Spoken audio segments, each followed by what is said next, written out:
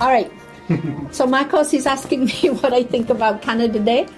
I came to Canada 30 plus years ago, and I love living here. I love Canada. I love the people. They're my people now. And I am hoping to relax a bit to celebrate Canada Day and hopefully get together with some family members and just relax and enjoy being together. On Canada Day, my wife and I will look for a festival in a park, and we'll go spend some time there and walk around. We'll look for some fireworks to go watch the fireworks. Have a happy Canada Day, everybody. Hi, I'm doing Family Day on July 1st, spending time with my grandchildren and having a great time. Happy Canada Day, everybody.